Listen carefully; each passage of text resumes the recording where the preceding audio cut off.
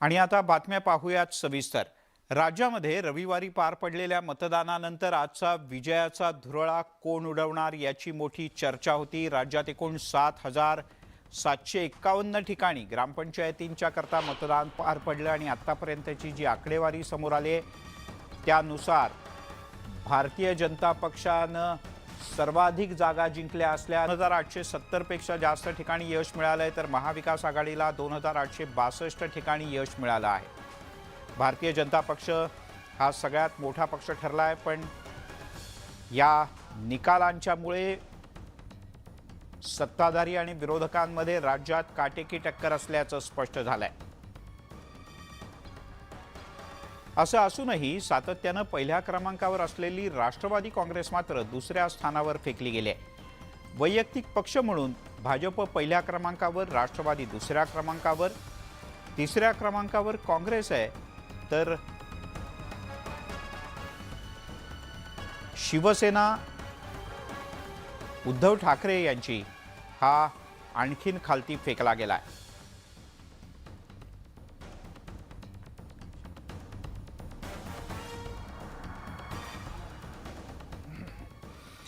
आणि थेट जाऊयात, माझा सहकारी विशाल आपल्या सोबत आहे आणि विशालकडनं आपण नेमकं जाणून घेऊयात। विशाल, जर का विचार केला तर काय राज्यातलं चित्र आहे, कशा पद्धतीची ही टक्कर राहिली?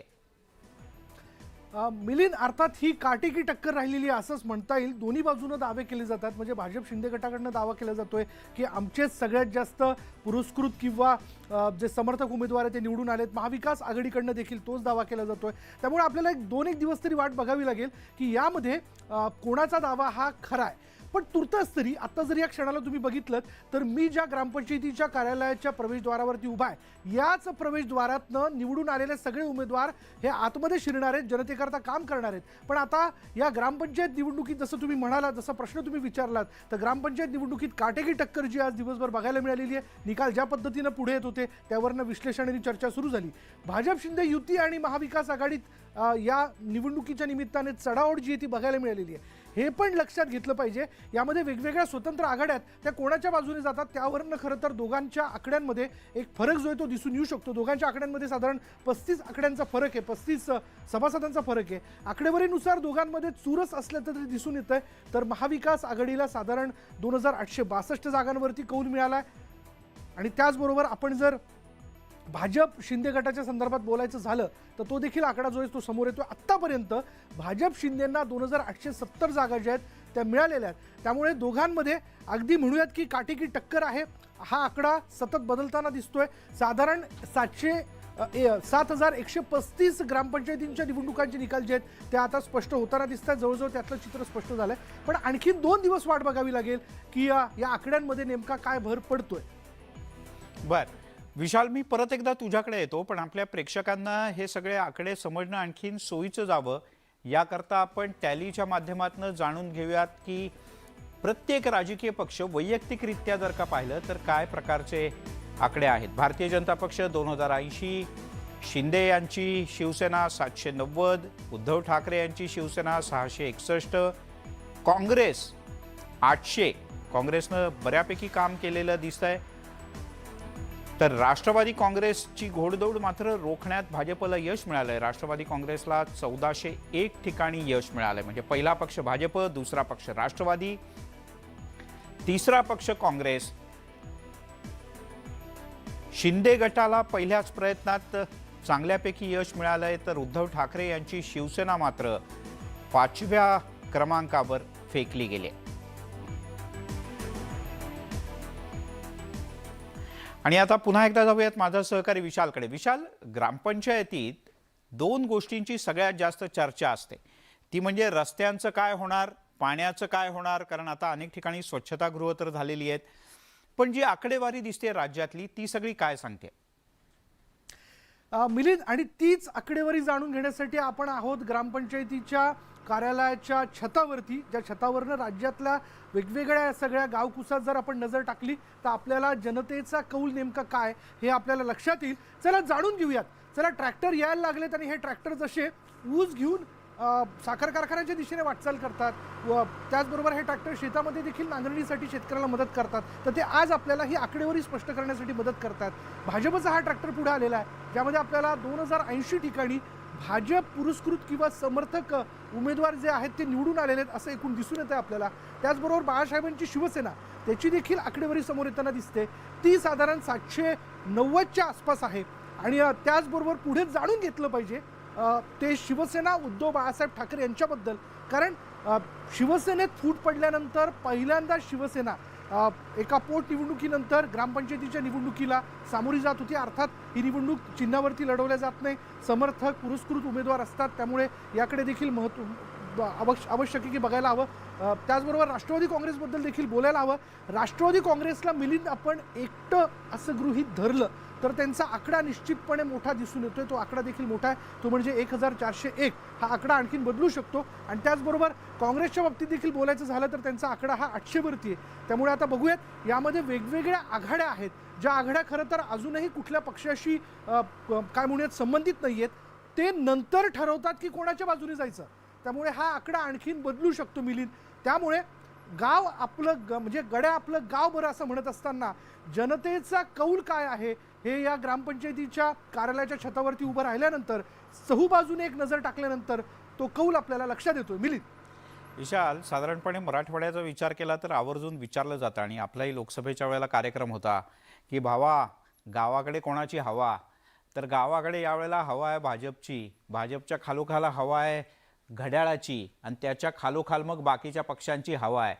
पण या आकड्यांवर जर का नजर टाकली महाराष्ट्रातल्या विविध ठिकाणच्या, तर कोणाची हवा आहे आणि ती कशी हवा आहे हे आकडे आपल्याला ठळकपणे दिसतात. राज्यात 7180 ग्रामपंचायतींचे आत्तापर्यंत निकाल जाहीर झाले आहेत. 7751 ठिकाणी मतदान झालं होतं. भाजप 2080, बाळासाहेबांची शिवसेना 790. पहिल्यांदाच एकनाथ शिंदे यांच्या नेतृत्वाखाली फुटलेली शिवसेना निवडणूक लढवते. उद्धव बाळासाहेब ठाकरे यांची शिवसेना 661, काँग्रेस 800. पण एकेकाळी विशाल हाच काँग्रेसचा आकडा हा 1,500-2 हजाराच्या खालती कधीच यायचा नाही, तर तो मात्र यावेळेला चांगलाच खालती आलाय. आणि राष्ट्रवादी काँग्रेस 1401, राष्ट्रवादी काँग्रेसचा सुद्धा हा आकडा मागच्या 3 वर्षातला म्हणजे मागच्या निवडणुकांचा विचार केला तर बऱ्यापैकी कमी झालेला आहे असं आपल्याला म्हणता येईल.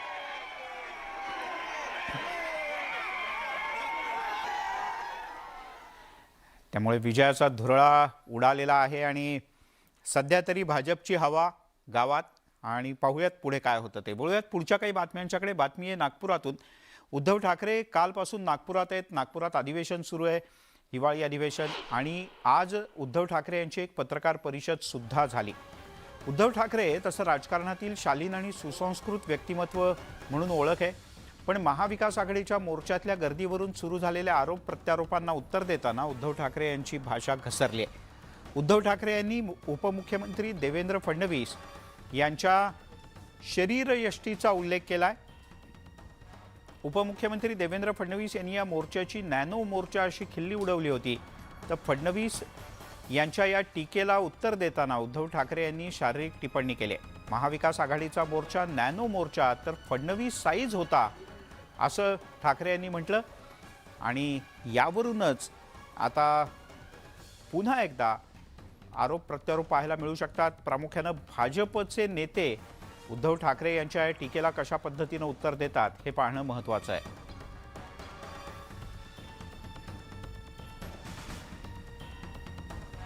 त्यामुळे उद्धव ठाकरे यांनी पत्रकारांशी बोलताना विचारलेल्या एका प्रश्नावर सहजपणे जे उत्तर दिलं, तर ते उत्तर आता वादाच्या भोवऱ्यात सापडलंय.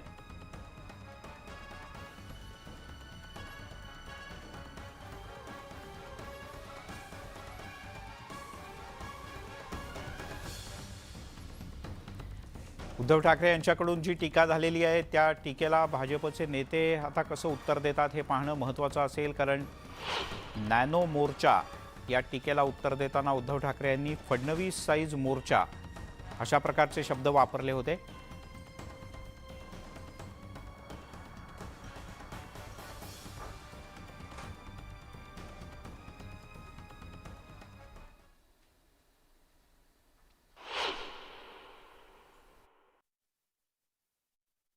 एवढा लहानसा मोर्चा निघाला. आज तुम्ही कोणीही ड्रोन शॉट नाही दाखवू शकला. आज क्लोजअप दाखवावे लागले. दाखवला का कोणी ड्रोन शॉट? नाही दाखवला. कारण ड्रोन शॉट लायक मोर्चाच नव्हता. आम्हाला हे आधी माहिती होतं. आम्ही त्यांना विनंती केली होती की आझाद मैदानावर या, पण त्यांच्या जो आझाद मैदाना एवढी संख्या राहणार नाही त्यांना माहिती असल्यामुळे जिथे रस्ता लहान होतो, निमुळता होतो, अशी जागा त्यांनी घेतली. त्यामुळे मला असं वाटतं की या मोर्चाचे कुठलं विराट स्वरूप हे उद्धवजींना दिसलं. जसा त्यांचा पक्ष नॅनो होतोय तसा मोर्चे नॅनोच आहे. माझं म्हणणं आहे की आमचा मोर्चा हा देवेंद्र फडणवीस साईज होता.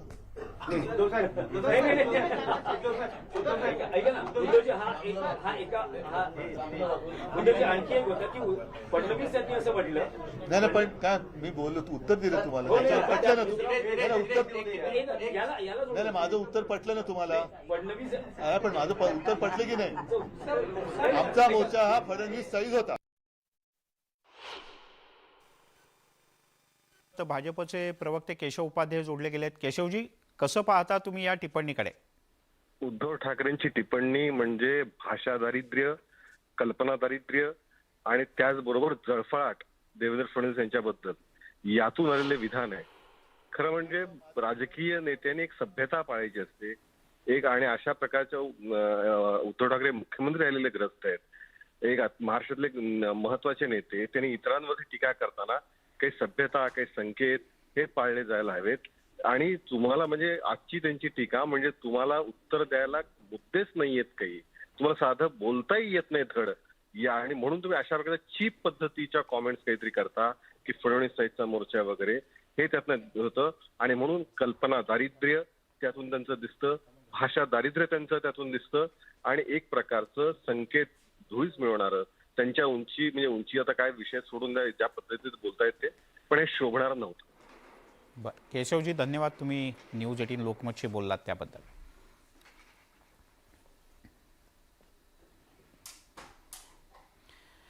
तिकडे राज्याच्या ग्रामपंचायत निवडणुकीत भारतीय जनता पक्ष हा सगळ्यात मोठा पक्ष जरी ठरला असला ना, तरी मंडळी आघाडीकडून सुद्धा दावा केला जातोय की आम्हीच सगळ्यात मोठी आघाडी.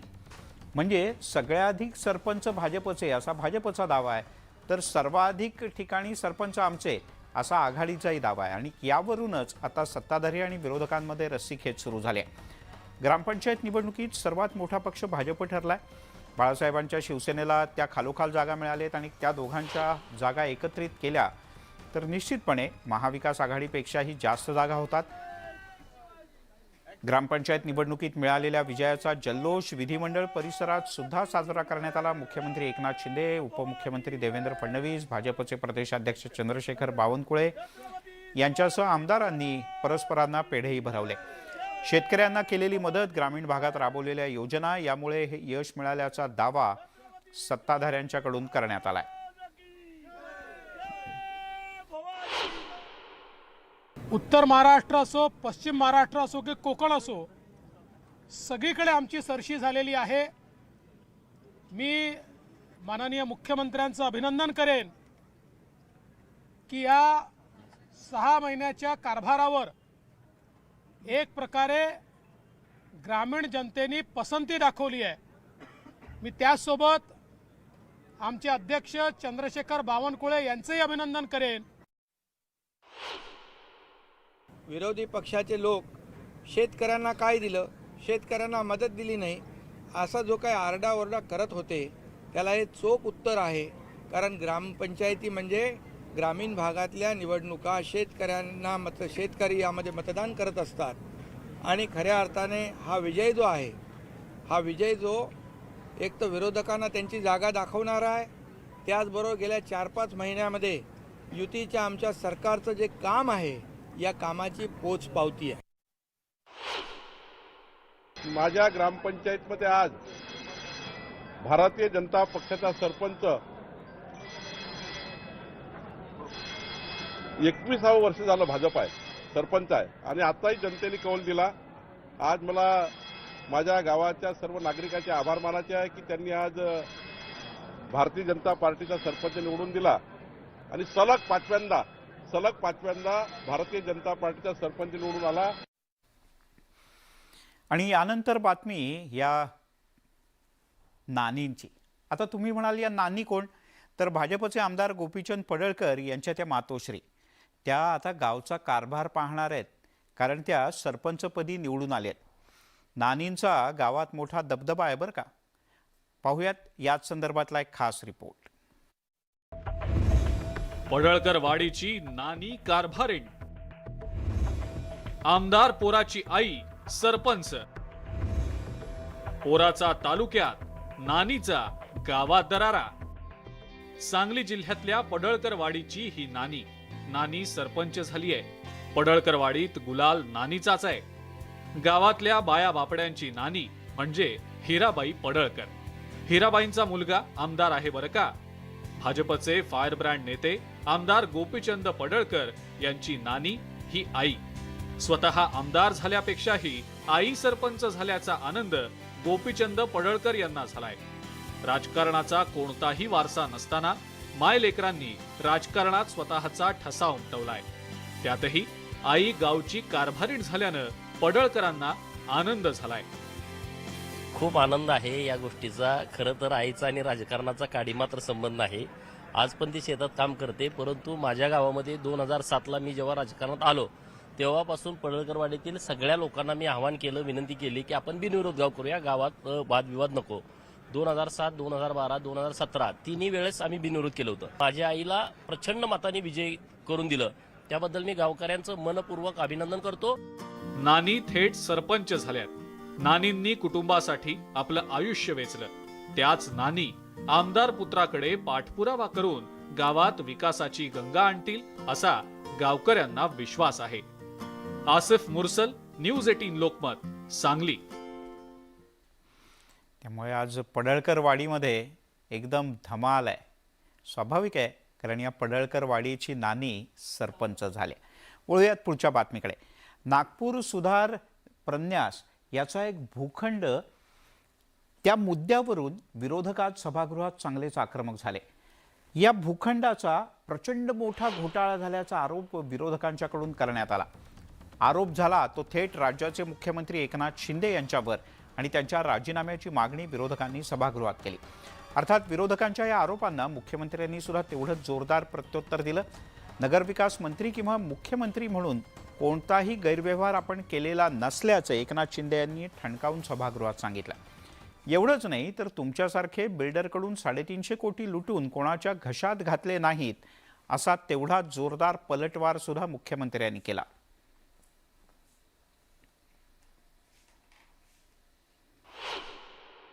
त्यांना राजीनामा मागण्याचा माझा अधिकार काय? अरे जे जेलमध्ये गेले त्यांचा राजीनामा नाही घेतला त्यांनी. हे त्यांचं जे अपयश आहे आजच्या ग्रामपंचायतीमध्ये आम्ही जो विजय मिळवला आहे, हे अपयश लपवण्यासाठी, झाकण्यासाठी हा प्रयत्न आहे. वळूयात पुढच्या बातमीकडे. युवा सेनेचे नेते आमदार आदित्य ठाकरे हे आता राजकारणात फ्रंटलाइनर होऊ लागले तसं दिसतंय. कारण आज सभागृहात सुद्धा आदित्य ठाकरे आक्रमक दिसले आणि विधान भवनाच्या पायऱ्यांवर सुद्धा उतरून आदित्य ठाकरे यांनी जोरदार आंदोलन केलं. पाहूयात. आदित्य ठाकरेंचा राजकीय शड्डू.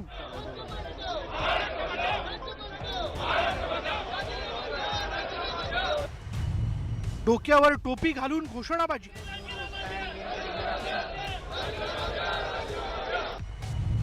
हातात बॅनर घेत आक्रमक पवित्रा. पर्यावरण मंत्री म्हणून काम केलेल्या आदित्य ठाकरेंनी आता स्वतःला बदललंय.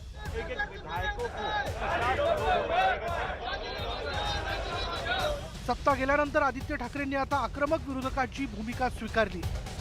नागपूरच्या हिवाळी अधिवेशनात आदित्य ठाकरेंनी त्याचा प्रत्यय दिला. पहिल्याच निवडणुकीत आमदार म्हणून निवडून आल्यानंतर आदित्य ठाकरे थेट मंत्री झाले होते. त्यामुळे तत्कालीन विरोधकांनी त्यांच्यावर युवराज असल्याची टीकाही केली होती. मात्र सत्तांतरानंतर शिवसेना ठाकरे गट संकटात सापडला. परिणामी आदित्य ठाकरेंनी पक्षाच्या अस्तित्वाची लढाई लढायला सुरुवात केली. रेलमध्ये उतरलो, घोषणा दिल्या, तरी ते कुठच्याही ऐकायच्या मूडमध्ये नाहीयेत. स्वतःचा जो कार्यक्रम आहे तोच रेटाच्या मूडमध्ये आहेत. हे एक दिसतंय की सरकार घटनाबाह्य आहे आणि हे सरकार स्वतःसाठी काम करत आहे, स्वतःच्या 40 गद्दारांसाठी काम करत आहे. लोकांसाठी कुठेही आवाज उठवताना दिसत नाही. आदित्य ठाकरे पक्षाचे महत्त्वाचे नेते आहेत. महाराष्ट्रात 2.5 वर्ष अनेक मंत्री म्हणून उत्तम काम केलं. आता ते विधिमंडळाचं कार्य फार हिरिरीनं करतायत. जी जबाबदारी ते स्वीकारतात ती जबाबदारी ते तडीस नेतात. ते तरुण नेते आहेत आणि शिवसेनेचं नेतृत्व विधिमंडळात जर ते करत असतील तर ते पक्षासाठी अत्यंत महत्त्वाचं आहे आणि सकारात्मक आहे. एकनाथ शिंदेंच्या नेतृत्वात आमदार गुवाहाटीला गेल्यानंतर आदित्य ठाकरेंनी हल्लाबोल सुरू केला होता. आमदार आणि मंत्र्यांच्या बंडानंतर आदित्य ठाकरेंनी मुंबई आणि परिसरात शिवसैनिकांचे मेळावे घ्यायला सुरुवात केली. संयमित भाषेचा वापर करणाऱ्या आदित्य ठाकरेंनी केलेला तिखट मारा विरोधकांच्या पचनी पडला नव्हता आणि आता ही आदित्य ठाकरेंची टीका शिंदे गटाच्या जिवारी लागते. तर युवराजांना आता राजकारण काय असतं, कसा संघर्ष करावा लागतो हे कळायला लागेल असा टोला सत्ताधाऱ्यांनी लगावलाय. ते विरोधी पक्षामध्ये आहेत आणि विरोधी पक्षामध्ये असताना सत्ताधारी पक्षाला काही कारण नसताना कोंडीत पकडणं हा सत्ताधाऱ्यांचा विरोधी लोकांचा उद्योग असतो. त्याच्यामध्ये त्यांनी केलेला आहे. आदित्य ठाकरेंनी एका प्रकारे त्यांच्या आगामी आक्रमक राजकारणाची दिशाच स्पष्ट केली आहे. राजकीय संकटातूनच नवं नेतृत्व पुढे येतं याचा प्रत्यय आदित्य ठाकरेंकडे पाहून येतोय. शिवसेनेतील प्रस्थापित नेत्यांनी वेगळा गट स्थापन केल्यानं आता नव्या नेतृत्वाची धुरा घेत आदित्य ठाकरेंनी वाटचाल सुरू केली आहे. आता या नेतृत्वाला मतदार कसा प्रतिसाद देतात हे विधानसभा निवडणुकीच्या निकालानंतरच स्पष्ट होईल. Bureau report, news 18 Lokmat.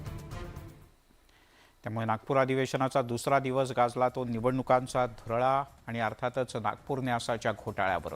तुर्तास या बुलेटिनमध्ये इथे थांबूयात. पाहत राहा न्यूज 18 लोकमत.